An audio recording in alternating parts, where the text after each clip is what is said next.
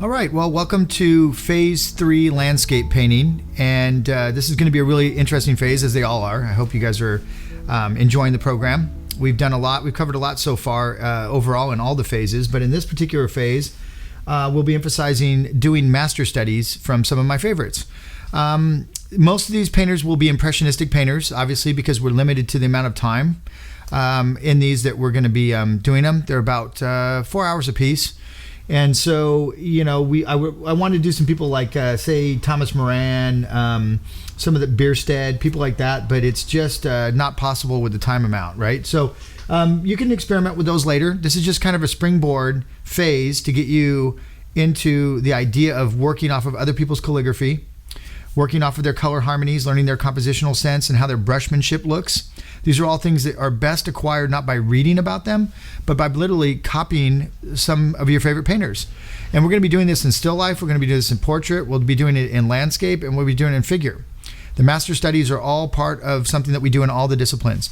So what I have here behind me are the efforts that I executed during this phase, and you'll be doing the same. And we have some very interesting subjects. We have a little Ukrainian village here, probably in the Volga or something. It was Isaac Levitan, who's a fantastic Russian impressionist. Was fortunate enough to see some of his work in Russia when I was visiting, and it was phenomenal work. So that was the first time I'd really seen his work. And so some of these influences may be a little more abstract for you, people that you have not heard of.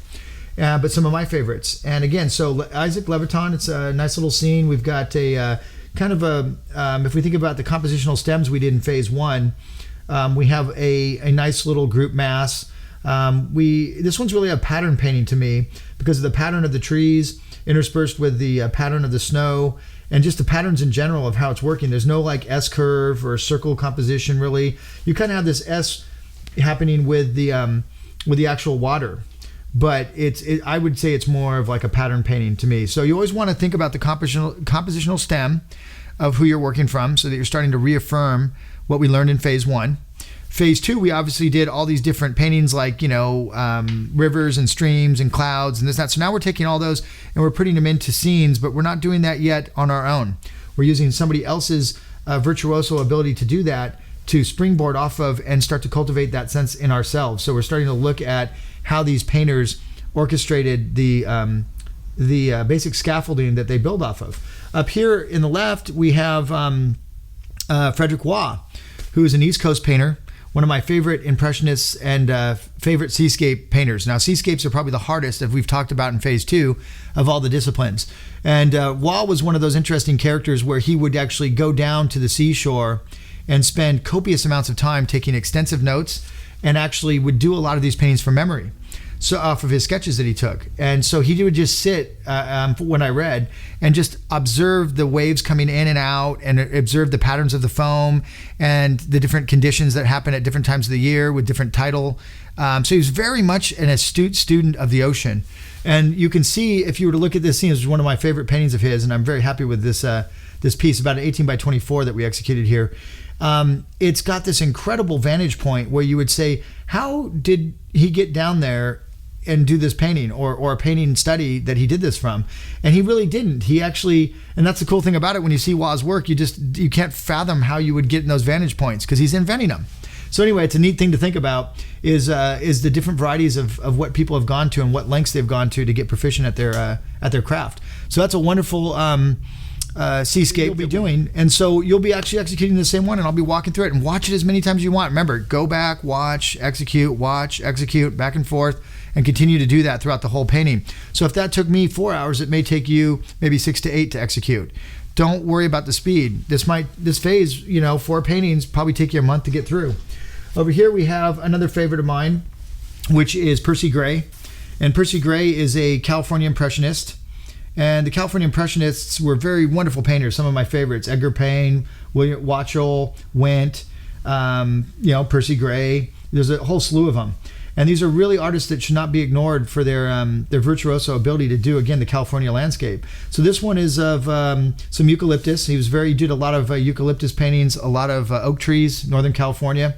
resided up in the San Francisco area and painted a lot of the coastline up in Northern California and scenes like that. But it's a very neat scene. It's a 3-spot, obviously. We've got a nice window composition as well that we're looking through, but when we look through, we don't see a lot of payoff. It's really these 3 shapes and how beautifully they're silhouetted with the sky that makes this such a wonderful little painting. So that was a really fun one to do. I always go to Percy to study the shapes and the invention of eucalyptus, because we have a lot of eucalyptus down here in Southern California, so I'm always having to paint them. So he's one of those guys I go to study how he does that. Up here we have an Edgar Payne, another California Impressionist that's close to my heart, painted mostly up in the high Sierras. And you can see he worked a lot in square formats, which are very difficult to handle. It's one of the hardest formats to compose in, is a square. We can see we have a very strong zigzag type composition here. You know, bam, bam, bam, you know, and then we have a circle composition a little bit embodied in it. So you could say that this has somewhat of an S-curve, zigzag, circle, all built into one. So it's an interesting, composition. It was a really fun one to do, very large for me for demoing in this scenario. So it was probably a 24 by 24 or something. So anyway, here's the artists that we're going to be tackling during this phase. They're phenomenal painters. They're powerful painters. They use beautiful brushmanship. They use beautiful color harmonies. These are the things we want to pick up. We want to pick up these little subtleties so that when we go out to paint outdoors, we have a library from which to work from. So when we see a seascape, we may not say, okay, I'm just going to paint exactly how I look. I might beef up the waves a little bit. I might embellish a little bit, and I'll be thinking about Frederic Wah when I do that. All these painters will have little bits and pieces of the puzzle pieces you need to become a complete landscape painter. So we're going to get through this phase. We'll be going on to gesture gesture landscape next.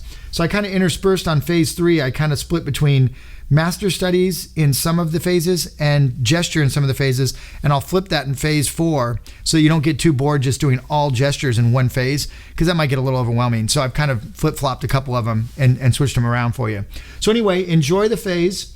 You're going to love it. It was a really fun one to do, as they all have been.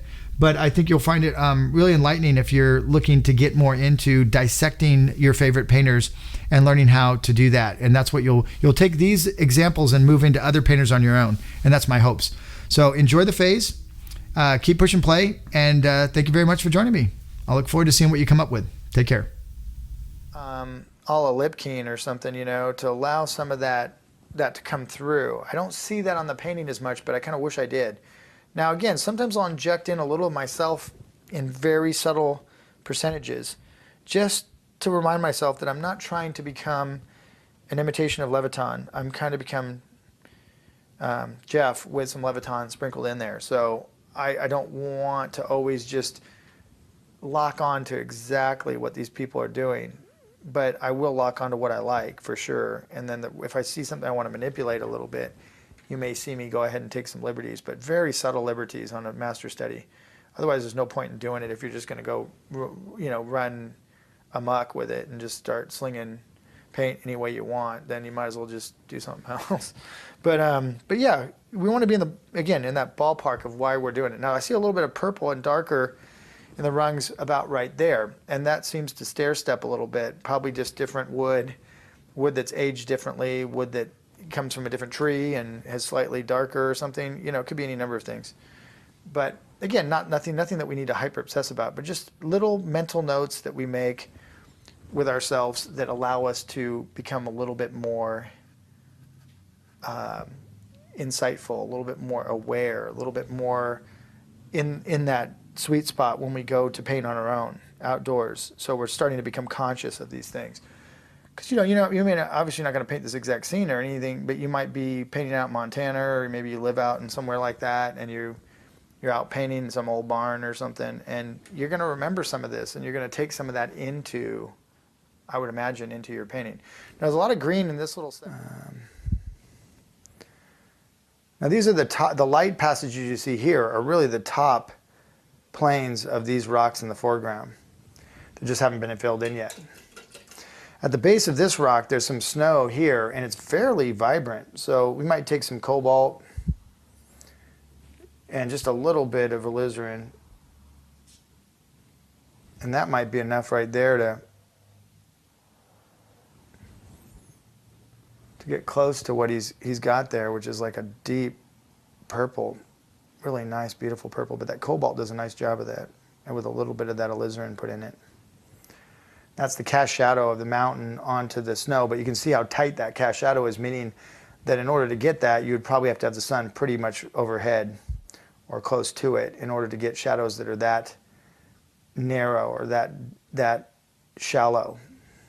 The reason we like painting in the middle of the day is because the shadows are a lot longer and more dramatic. We can get better compositional things happening when we have these stronger shadow shapes from which to work off of. And so that's my favorite time, is like, you know, get out there about 8:30 in the morning, 9 at the latest, and then paint 9, 10, 11 up to noon. But establish your shadow patterns early in the morning and then stick to them and don't chase them as the day's light starts to change in front of your eyes. And that's normally how most plein air painters work. So Percy Gray also was a student of another favorite painter of mine. Some of you may know, but it's William Merritt Chase. And William Merritt Chase was someone that I've kind of modeled my career after, from the standpoint of wanting to be a great teacher along with being a great painter. And William Merritt Chase always held teaching at the highest level of respect and was one of the best teachers that America had, on top of being one of the greatest painters.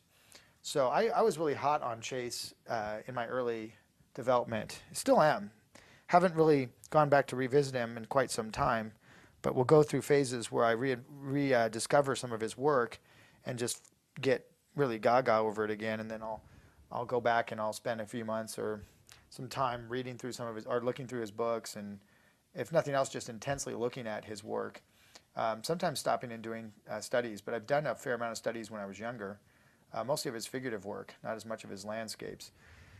I have to say that I'm more fond of his figurative than his landscape, but he is a great painter across the board. Anybody who can paint in a white suit, man's got my, gotta like him. You know, I mean, look at these nice little tones I'm putting in here and how they're transitioning really nicely between the shadow and the intermediate halftone areas, creating another level of depth.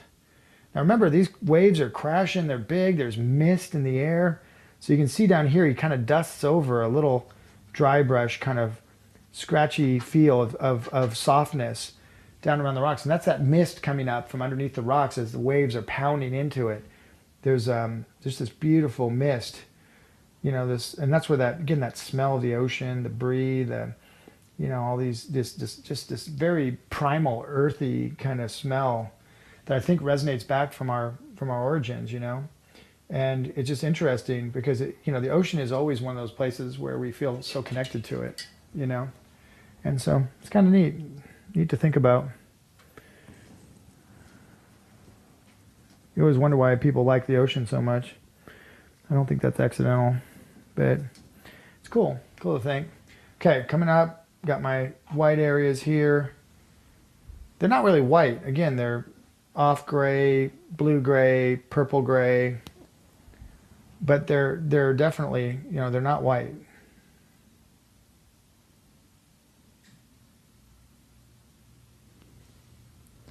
Again, trying to lean back a little bit and get the feel of the way he's sculpting his foam networks, how they link together, and trying to get a similar feel because I think they're really beautifully done.